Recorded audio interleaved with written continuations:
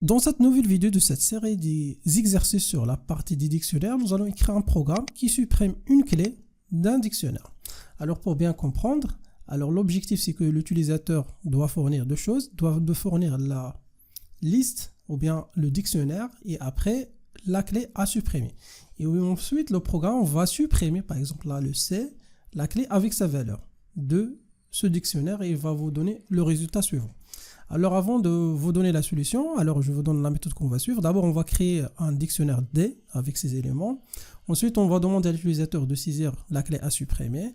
Et après, si la clé entrée existe dans le dictionnaire, alors comment faire ça? On va tout simplement mettre clé in, donc D. Si cette condition est vraie, alors on va supprimer avec l'instruction del, sinon aucune action n'est effectuée. Voilà, comme ça pour visualiser tout ça. Donc si bien f clé in D, donc on va supprimer si c'est la condition est vraie, sinon on ne fait rien. Alors par exemple dans ce cas-là, donc C existe déjà, alors on peut la supprimer en utilisant l'instruction del et ça c'est le résultat après la suppression.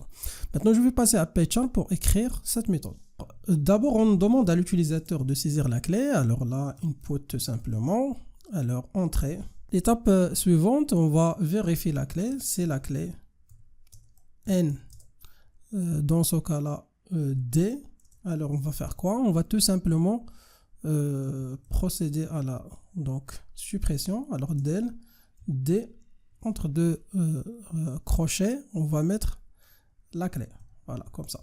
Et après, vous pouvez directement afficher le dictionnaire après la mise à jour ou bien s'il déjà reste le même, inchangeable. Alors voilà, on va demander à l'utilisateur là, par exemple, on va saisir X. Alors X n'existe pas, alors là, le dictionnaire reste inchangeable. Après, lorsqu'on tape par exemple C, ici, voilà, vous voyez que la paire avec la clé C est supprimée. Voilà, donc ça c'est la solution. Si vous avez une autre méthode pour faire la même chose, merci de partager votre solution dans la section des commentaires.